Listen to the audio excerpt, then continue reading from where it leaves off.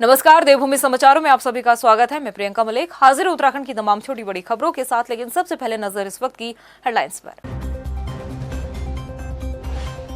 वित्त मंत्री निर्मला सीतारमण ने संसद में पेश किया आम बजट। सीएम धामी ने बजट को बताया शानदार। संसदीय कार्य मंत्री बोले, ऐतिहासिक, बहुमुखी और संतुलित है आम बजट। संसद में आम बजट पेश होने के बाद दिखी मिली जुली प्रतिक्रियाएं। लोगों ने जमकर बजट को सराहा। विपक्ष ने कहा, उत्तराखंड की झोली फिर रही खाली। जोशीमठ में विकास योजना और पुनर्वास को लेकर सीएम धामी का बयान। तेजी से हो रहे काम। सीएम ने कहा, जोशीमठ को लेकर बेकार में न फैलाए अफवाह। मंत्री गणेश जोशी ने राजीव गांधी और इंदिरा गांधी की मौत को बताया हादसा। विवादित बयान के बाद कांग्रेसियों में आक्रोश। विपक्ष कर रहा मंत्री के इस्तीफे की मांग। और देहरादून में फर्जी मार्कशीट बनाने वाले गिरोह का पर्दाफाश। उत्तर प्रदेश से गिरफ्तार किया गया 5वीं पास आरोपी। मास्टरमाइंड और अन्य महिलाओं की तलाश। हेडलाइंस के बाद बुलेटिन में खबरें विस्तार से। और सबसे पहले बात करेंगे आम बजट को लेकर।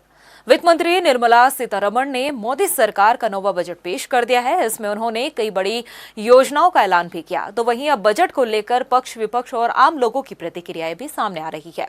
मुख्यमंत्री पुष्कर सिंह धामी ने आम बजट को लेकर कहा कि मैं प्रधानमंत्री नरेंद्र मोदी को धन्यवाद देना चाहता हूं और देश के लोगों के सामने शानदार बजट पेश करने के लिए वित्त मंत्री निर्मला सीतारमण को भी बधाई देता हूं।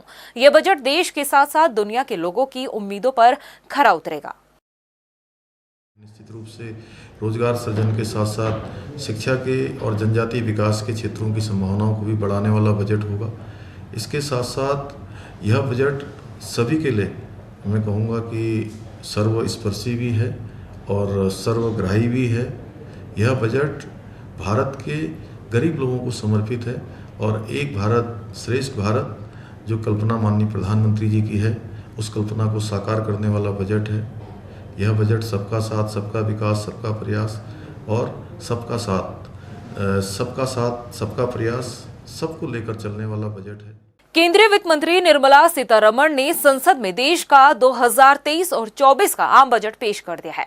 आम बजट पेश होने के बाद उत्तराखंड के हाथ इस बार भी खाली दिखाई दिए। आम बजट पर सियासी बयानों के साथ साथ लोगों की प्रतिक्रिया भी सामने आई है। किसी को आम बजट काफी भाया तो किसी ने इस आम बजट को एवरेज बजट करार दिया है। बीजेपी ने केंद्रीय बजट को सर्वसमावेशी बताया तो विपक्ष ने बजट को लेकर सवाल भी खड़े किए। तो चलिए आपको इस रिपोर्ट में बताते और दिखाते हैं कि आम बजट में जनता के लिए क्या कुछ खास रहा और सियासी दलों के साथ आम लोगों की क्या कुछ प्रतिक्रिया इस बजट को लेकर आई है। केंद्र सरकार की तरफ से आज देश की वित्त मंत्री निर्मला सीतारमण ने आम बजट पेश किया। वित्त मंत्री ने आम बजट पेश करते हुए कहा कि अब 7 लाख रुपए तक आय पर कोई टैक्स नहीं देना होगा, जो अब तक 5 लाख रुपए था। वित्त मंत्री निर्मला सीतारमण ने नई टैक्स व्यवस्था के तहत टैक्स पेयर्स को बड़ी राहत दी। नई इनकम टैक्स व्यवस्था के तहत टैक्स से छूट की सीमा को 2.5 लाख रुपए से बढ़ाकर 7 लाख रुपए कर दिया गया है। गरीब खाद्यान्न योजना 1 साल के लिए बढ़ाई गई है। पैन अब राष्ट्रीय पहचान पत्र के तौर पर जाना जाएगा। इलेक्ट्रिक वाहन, ऑटोमोबाइल, खिलौने और देसी मोबाइल सस्ते होंगे, जबकि चिमनी, कुछ मोबाइल फोन और कैमरे के लेंस, सिगरेट, सोना, चांदी, प्लेटिनम महंगा होगा। युवा उद्यमियों द्वारा कृषि स्टार्टअप को प्रोत्साहित करने के लिए कृषि कोष बनाया जाएगा। देश के आम बजट को लेकर मिलीजुली प्रतिक्रियाएं देखने को मिल रही हैं, मगर इस बार भी आम बजट में उत्तराखंड के हाथ कुछ खास नहीं लगा। विपक्ष ने आम बजट पर सवाल खड़े करते हुए कहा कि आम बजट में प्रदेश की झोली इस बार भी खाली है। उत्तराखंड के भाजपा के नेता इसे सर्वसमावेशी बजट तो बता रहे हैं, लेकिन ये बताने में असक्षम है कि उत्तराखंड की झोली में क्या गिरा, क्योंकि उत्तराखंड को बहुत सारी अपेक्षाएं इस बजट से थीं। अभी अभी हम जोशीमठ के ताज़ा हालातों से गुजर रहे हैं। ऐसे में यहाँ एक केंद्रीय संस्थान की दरकार थी जो कि अध्ययन करे भूस्खलन और भूधसाव जैसी स्थितियों का और उसका समाधान निकाल के राज्य सरकारों को बताए। वहीं हमारी टनकपुर बागेश्वर रेलवे लाइन का क्या हुआ, हमारी डोईवाला से उत्तरकाशी रेलवे लाइन का क्या हुआ, हमारे जो जामरानी और सौंग बांध जैसे बड़े प्रोजेक्ट्स हैं, उसके लिए जो हमें पैकेज की दरकार थी, उसका क्या हुआ। संसद में पेश हुए आम बजट से जहां विपक्ष नाखुश दिख रहा है, तो बीजेपी और लोग खुलकर आम बजट की तारीफ कर रहे हैं। उत्तराखंड के संसदीय कार्य मंत्री प्रेमचंद अग्रवाल ने आम बजट को ऐतिहासिक, बहुमुखी और संतुलित बजट बताया है, तो बीजेपी प्रदेश अध्यक्ष महेंद्र भट्ट ने आम बजट को सर्वसमावेशी बताते हुए कहा कि बजट में गरीब से लेकर मध्यम वर्ग का खास ख्याल रखा गया है। जिस प्रकार से एक ऐतिहासिक बजट, एक संतुलित बजट, एक बहुमुखी बजट पेश किया है और सभी वर्गों को साधने वाला बजट उन्होंने जिस प्रकार से पेश किया है, निश्चित रूप से वो बधाई की पात्र है। मैं इसको यदि एक लाइन में कहूँ तो ये भी कह सकते हैं कि जिस प्रकार से सेंसस में उछाल आया, तो इससे बहुत स्पष्ट हो जाता है कि सभी लोगों को ये बजट पसंद आया। इसमें गरीब कल्याण की अनेकों योजनाएं हैं, मध्यम वर्ग के राहत के देने का पूरा उसमें समावेश है और देश का मान विश्व स्तर पर बढ़ाने का काम इस बजट के द्वारा किया गया है। बजट में गरीब एवं मध्यम वर्ग के लोगों के लिए ज़रूरत के सामान पर विशेष छूट दी गई है। इसके साथ साथ मध्यम वर्ग को नए आयकर स्लैब जो दी है, इससे बड़ा लाभ सबको मिलेगा। आम बजट का लबोलुआब देखें तो बेशक आम बजट में उत्तराखंड के लिए ऐसा कुछ खास नहीं है, मगर लोग आम बजट को सराह रहे हैं, तो सियासी दलों का भी अपना अपना नजरिया है। ऐसे में इस आम बजट का इम्पैक्ट देखने के लिए वक्त का इंतजार करने की जरूरत है। चढ़ती कला टाइम टीवी के लिए देहरादून से सुशांत सिंह के साथ मनीष डंगवाल की रिपोर्ट। आम बजट में क्या कुछ खास रहा ये तो हम आपको दिखा ही चुके हैं, मगर इस आम बजट में उत्तराखंड के लिए क्या कुछ खास रहा या फिर उत्तराखंड के हाथ इस बार भी खाली दिखाई दिए, इन तमाम सवालों के जवाबों को जानने के लिए हमारी ये स्पेशल रिपोर्ट देखिए। बेशक देश का आम बजट पेश होने के बाद मुख्यमंत्री पुष्कर सिंह धामी ने इसे शानदार बजट बताते हुए वित्त मंत्री निर्मला सीतारमण को बधाई दी है, लेकिन इस आम बजट में उत्तराखंड के हाथ हर बार की तरह इस बार भी खाली ही नजर आए। इसको लेकर विपक्ष भी सवाल खड़े कर रहा है। चलिए ग्राफिक्स के जरिए आपको वो पहलू बताते हैं जिसको लेकर उत्तराखंड की उम्मीदें आम बजट से जुड़ी थी, मगर वो धरी की धरी रह गई। हाल ही में जोशीमठ में भूधसाव के बाद खड़े हुए हालातों को लेकर राज्य को उम्मीद थी कि आम बजट में जोशीमठ को लेकर अतिरिक्त बजट का प्रावधान किया जाएगा, जो राज्य को नहीं मिला। टरकपुर से बागेश्वर रेल लाइन का मामला कई सालों से लंबित है।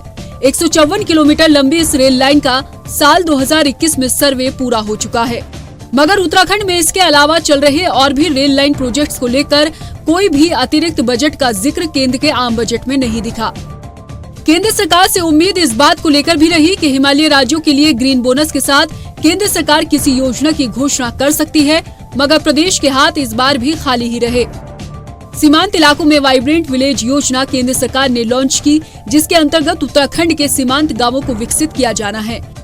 इसको लेकर प्रधानमंत्री नरेंद्र मोदी खुद चमोली जिले के सीमांत गांव माड़ा को पहले गांव के तौर पर संबोधित कर चुके हैं।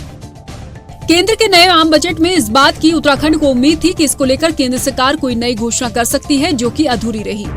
बहरहाल केंद्र के आम बजट में उत्तराखंड के लिहाज से ऐसा कुछ भी देखने को नहीं मिला जिससे ये कहा जा सके कि बजट से राज्य की उम्मीदें पूरी हुई हैं। ऐसे में ये कहना गलत नहीं होगा कि हर बार की तरह इस बार भी आम बजट में राज्य के हाथ मायूसी ही लगी है। चढ़ती कला टाइम टीवी के लिए देहरादून से ब्यूरो रिपोर्ट। केंद्र सरकार के पेश किए गए आम बजट से कांग्रेस काफी नाखुश दिखाई दे रही है। कांग्रेस के नेता विधायक प्रीतम सिंह ने बजट को राज्य के लिहाज से निराशाजनक बताया है। प्रीतम सिंह ने कहा कि हमें ग्रीन बोनस, जीएसटी प्रतिपूर्ति को लेकर आम बजट से काफी उम्मीद थी, लेकिन केंद्र सरकार ने राज्य के हाथ खाली ही छोड़ दिए। देखिए, जो बजट भारत सरकार ने प्रस्तुत किया है उस बजट में उत्तराखंड के परिप्रेक्ष्य में कुछ उत्तराखंड को नहीं मिला है।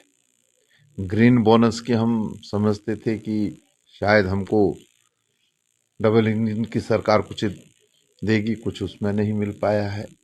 जीएसटी से जो क्षतिपूर्ति हो रही है उस क्षतिपूर्ति में भी कोई बात नहीं हुई है। किसानों के परिप्रेक्ष्य में बजट में कोई कार्य नहीं किया गया है। महंगाई कैसे कम होगी इस पर कोई बात नहीं है, बेरोजगारी कैसे दूर होगी इस पर कोई बात नहीं। वहीं जोशीमठ को लेकर मुख्यमंत्री पुष्कर सिंह धामी ने कहा कि चार धाम के कई सारे प्रोजेक्ट वहां पर चल रहे हैं जो देश के लिए राष्ट्रव्यापी है और विकास की योजनाओं पर भी काम हो रहा है, लेकिन इन सब चीजों को लेकर और इन सभी काम को अनावश्यक रूप से रोकने की भी कोशिश की जा रही है। मुख्यमंत्री ने बताया कि जोशीमठ को लेकर चाहे राज्य की सरकार हो या फिर केंद्र सरकार हो, लगातार मॉनिटरिंग की जा रही है। जोशीमठ को लेकर प्रधानमंत्री नरेंद्र मोदी ने भी हर संभव मदद का भरोसा दिया है और राज्य सरकार भी लगातार वहां पर पुनर्वास को लेकर तेजी से काम करती नजर आ रही है। इसके साथ ही सीएम धामी ने कहा कि अनावश्यक रूप से जो लोग इसकी आड़ में अपने एजेंडे चलाने की कोशिश कर रहे हैं वो ठीक नहीं है। चूंकि वहाँ पर कुछ चार धाम के इतने सारे हमारे प्रोजेक्ट चल रहे हैं जो देश के लिए राष्ट्रव्यापी हैं और जो विकास की योजनाएं हैं उसको भी कुछ लोग अनावश्यक रूप से जो रोकने का काम कर रहे हैं, उनको इस प्रकार के काम नहीं करने चाहिए। जोशीमठ शहर को लेकर जहां राज्य की सरकार या देश की सरकार, माननीय प्रधानमंत्री नरेंद्र मोदी जी की सरकार लगातार उसकी मॉनिटरिंग कर रहे हैं, लगातार उन्होंने हर संभव सहायता का भरोसा भी दिया है और उस पर काम भी हो रहा है और हमारा भी अच्छा है कि सभी का हम पुनर्वास करें, सभी की सहायता करें, उसमें कोई कमी हम करने वाले नहीं हैं। लेकिन अनावश्यक रूप से जो कुछ लोग इसकी आड़ में अलग प्रकार के एजेंडे चला रहे हैं वो ठीक नहीं है। वहीं भाजपा के प्रदेश अध्यक्ष महेंद्र भट्ट ने जोशीमठ पर दिए गए वामपंथी वाले बयान पर कायम नजर आ रहे हैं। बीजेपी के प्रदेश अध्यक्ष महेंद्र भट्ट ने एक बार फिर कहा है कि जोशीमठ में बाहर से वामपंथी आकर आपदा राहत कार्यों को प्रभावित कर रहे हैं और यही वजह है जो पर्यटन को भी प्रभावित किया जा रहा है। महेंद्र भट्ट के इस बयान का समर्थन बद्री केदार समिति के अध्यक्ष अजेंद्र अजय ने भी किया है। बता दें कि अजेंद्र अजय को मुख्यमंत्री पुष्कर सिंह धामी ने जोशीमठ में राहत कार्यों के लिए नामित भी किया है। जोशीमठ की घटना पर जिस प्रकार से सरकार स्टेप ले रही है, पहला काम था लोगों के मन से भय दूर करना। पहले तो लोगों की जान माल की रक्षा करनी, पहली आपदा जिसमें सरकार ने इस विषय को विशेष ध्यान रखा, जान माल की रक्षा हुई। दूसरा भाव था लोगों के मन से भय दूर करना और तीसरा उत्तराखंड राज्य का जो पर्यटन है वो इन सब विषयों से प्रभावित विषयों को लेकर। और मैंने इस बात को इसलिए कहा कि लंबे समय से कुछ लोग हमारे पूरे उत्तराखंड के पर्यटन को प्रभावित करना चाहते हैं। शीतकालीन गेम्स, विंटर्स गेम्स जो ओली में होने हैं उसको लेकर भ्रांति की स्थिति उत्पन्न की गई और जब मैं इसके मूल में गया तो मैं कह सकता हूँ कि वामपंथी शक्तियाँ इस काम में लगी हुई हैं। उसका परिणाम जो आया है अभी वो कि आप ये देख सकते हैं कि पिछले वर्षों इन दिनों में जोशीमठ में ओली का जो पर्यटक सीजन होता था उसके कारण से वहाँ पर पाँव रखने की जगह नहीं होती थी और पिछली बार ये स्थिति रही थी कि वहाँ इतने अधिक मात्रा में पर्यटक पहुँच चुके थे कि वहाँ से जिला प्रशासन ने उनको तुंगनाथ और चोपता की तरफ डाइवर्ट किया। लेकिन इस वर्ष जो इस प्रकार का वातावरण कुछ लोगों द्वारा तैयार किया गया, भ्रामक तरीके की जानकारियाँ मीडिया के माध्यम से, सोशल मीडिया के माध्यम से प्रसारित की गई, उसके कारण वहां पर व्यापार बहुत बुरी तरीके से प्रभावित हुआ। लखनऊ से लौटे मुख्यमंत्री पुष्कर सिंह धामी ने अपने दौरे को लेकर जानकारी दी है। सीएम धामी ने बताया कि 22 साल से उत्तराखंड और उत्तर प्रदेश के बीच चल रहे परिसंपत्तियों के बंटवारे की अड़चन को अब दूर कर लिया गया है। मुख्यमंत्री ने कहा कि अधिकतर मामले साल 2021 में ही सुलझा लिए गए थे, बाकी बचे मामलों में मुख्यमंत्री योगी आदित्यनाथ ने अपनी सहमति दे दी है, जिन्हें धीरे धीरे अब निस्तारित भी कर लिया जाएगा। इस दौरान मुख्यमंत्री पुष्कर सिंह धामी ने यूपी के सीएम योगी आदित्यनाथ का आभार भी व्यक्त किया। प्रदेश भर में कांग्रेसियों ने कैबिनेट मंत्री गणेश जोशी के खिलाफ प्रदर्शन कर उनके इस्तीफे की मांग की है। कांग्रेसियों ने गणेश जोशी पर निशाना साधते हुए कहा कि राजीव गांधी और इंदिरा गांधी ने देश के लिए शहादत दी है, लेकिन उत्तराखंड के कैबिनेट मंत्री उसे हादसा बता रहे हैं। दरअसल गणेश जोशी ने राहुल गांधी पर निशाना साधते हुए कहा कि शहादत पर गांधी परिवार का कोई एक अधिकार नहीं है। इतना ही नहीं, गणेश जोशी ने पूर्व प्रधानमंत्री राजीव गांधी और इंदिरा गांधी की हत्या को हादसा भी बताया। गणेश जोशी के इस बयान के बाद से कांग्रेस मुखर हुई है और सरकार से गणेश जोशी को मंत्रिमंडल से बर्खास्त करने की भी मांग की जा रही है। जिनको सभी लोग यहाँ पर जानते हैं कि ये पशु हत्यारे के नाम से भी वो जानते हैं, तो आज उन्होंने जिस तरीके से बयानबाजी हमारे राष्ट्रीय नेताओं पर की है, चाहे वो राजीव जी हैं, चाहे वो इंदिरा जी हों, तो उस बयान की हम लोग निंदा करते हैं और हम लोग मांग करते हैं कि मुख्यमंत्री से कि ऐसे मंत्रियों को जो प्रदेश का राजनीतिक माहौल ख़राब करने का काम करते हैं, तो हम लोग चाहते हैं कि गणेश जोशी जो मंत्री हैं उनको कहीं ना कहीं पर आपके मंत्रिमंडल से बर्खास्त किया जाना चाहिए। मंत्री गणेश जोशी के विवादित बयान पर कांग्रेसियों ने देहरादून स्थित प्रदेश मुख्यालय में भी मंत्री गणेश जोशी के खिलाफ जमकर नारेबाजी की और पुतला दहन किया है। प्रदर्शन में शामिल कांग्रेस के महानगर अध्यक्ष जसविंदर सिंह गोगी ने कहा कि सरकार से उनकी मांग है कि गणेश जोशी को मंत्रिमंडल से बर्खास्त कर दिया जाए। अपने प्रदर्शन में कांग्रेसियों ने गणेश जोशी पर शक्तिमान प्रकरण पर भी तंज कसा। शक्तिमान के हत्यारे जो जिस तरह का बयान दे रहे हैं, संकोचित बयान उनकी मानसिकता और आत्मनिर्भरता को दर्शाता है। इस तरह के बयान भाजपा के नेताओं को आदत पड़ गई है देने की। ये लोग पहले से भी सनातन धर्म को बदनाम करने की और साथ शहीदों का अपमान कर रहे हैं और ये चीज़ हम बिल्कुल बर्दाश्त नहीं करेंगे। इसलिए आज हम इकट्ठे हुए हैं, इसलिए हमने यहाँ पर अपना विरोध दर्ज करा है। ये उनकी मानसिकता बन गई है और इसलिए हमारी मांग है उनको मंत्रिपरिषद तत्काल प्रभाव से हटाना चाहिए। उत्तराखंड का बहुचर्चित अंकिता हत्याकांड मामले में एक बार फिर वीआईपी गेस्ट का नाम मिस्ट्री बनता नजर आ रहा है। जिस वीआईपी के नाम से हत्या का ताना बाना बुना गया, उसे पर्दा उठा पाना अब कहीं न कहीं नामुमकिन सा लग रहा है। ऐसा हम आखिर क्यों कह रहे हैं, आपको इस रिपोर्ट में दिखाते हैं। उसके बाद आपको पूरा मामला समझ में आ जाएगा। 18 सितंबर को वंत्रा रिजॉर्ट में जॉब करने वाली अंकिता की हत्या का आरोप रिजॉर्ट के ऑनर पुलकित आर्य और उसके दो दोस्त अंकित और सौरभ पर लगा था, जिनको पुलिस ने 22 सितंबर को अरेस्ट किया। लेकिन आरोपियों से पूछताछ के साथ अंकिता के दोस्त पुष्प की व्हाट्सएप चैटिंग से ये जानकारी सामने आई थी कि अंकिता को रिजॉर्ट में आने वाले किसी वीआईपी के लिए स्पेशल ट्रीटमेंट देने का दबाव बनाया जा रहा था, जो अंकिता की हत्या का भी कारण बना। 4 महीने बीतने के बाद भी इन सवालों का जवाब अभी तक जांच कर रही एसआईटी के पास नहीं है।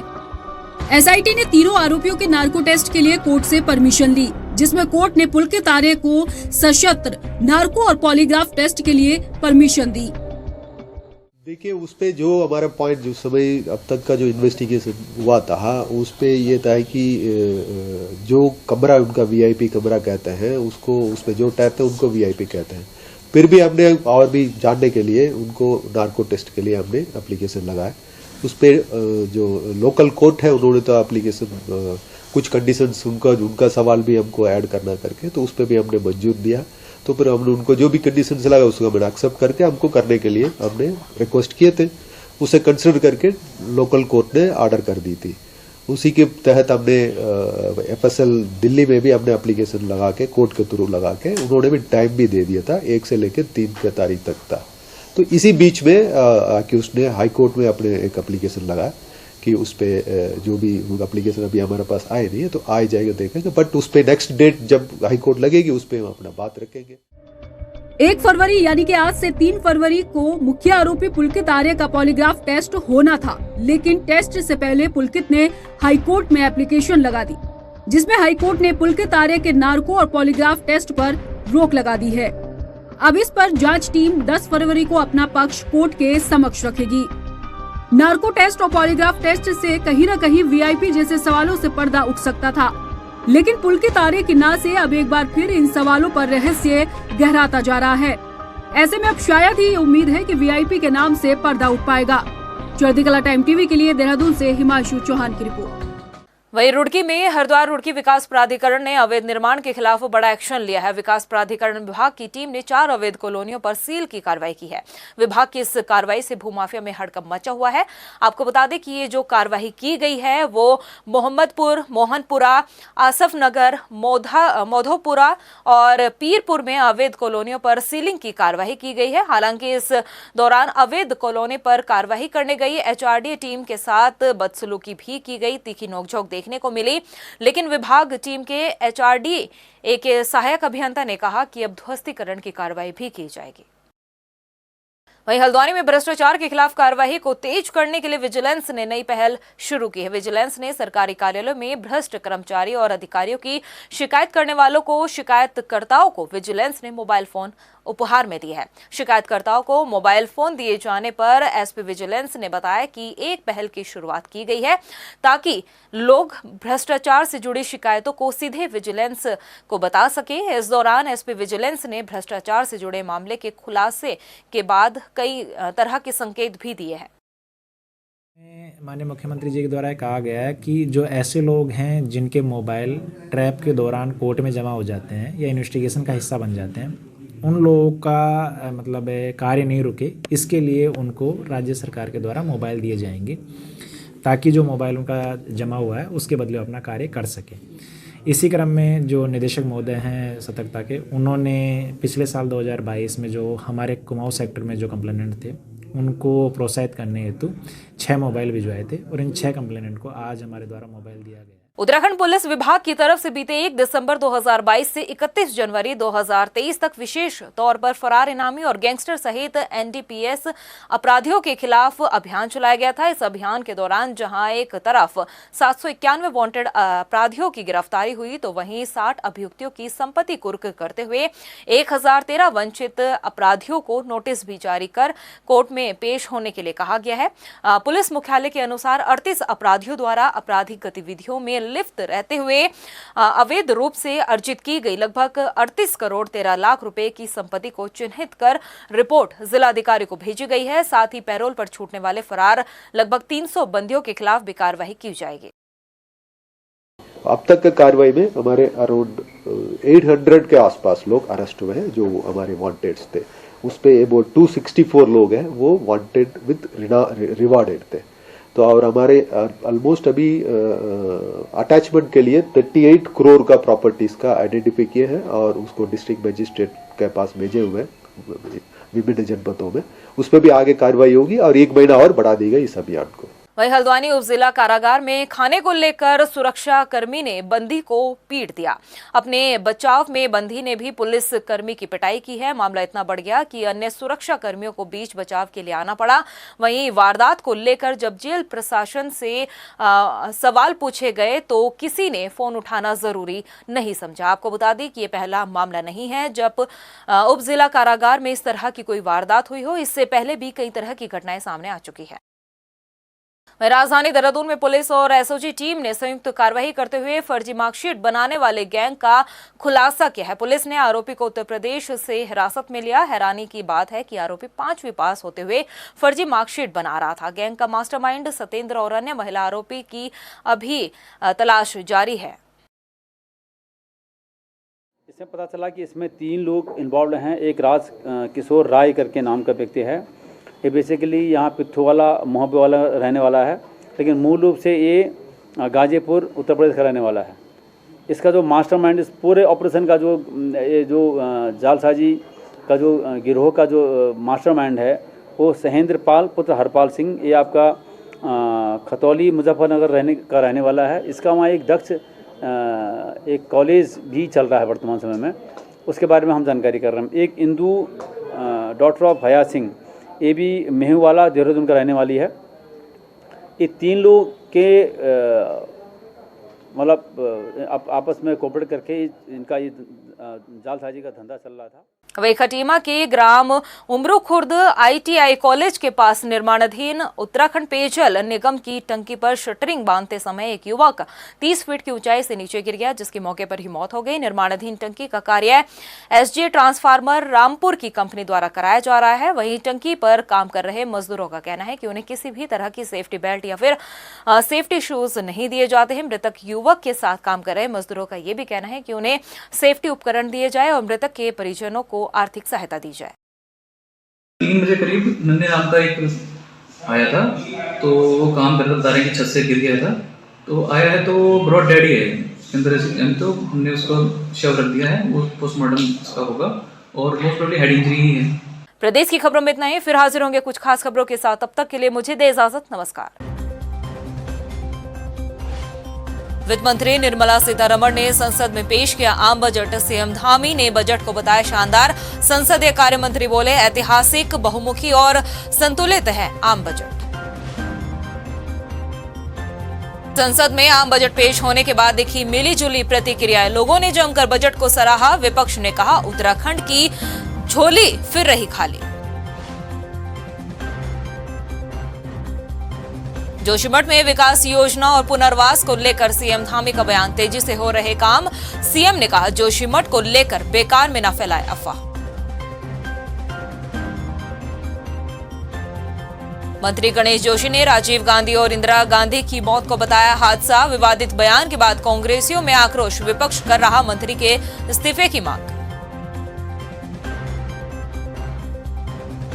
और देहरादून में फर्जी मार्कशीट बनाने वाले गिरोह का पर्दाफाश, उत्तर प्रदेश से गिरफ्तार किया गया 5वीं पास आरोपी, मास्टरमाइंड और अन्य महिलाओं की तलाश।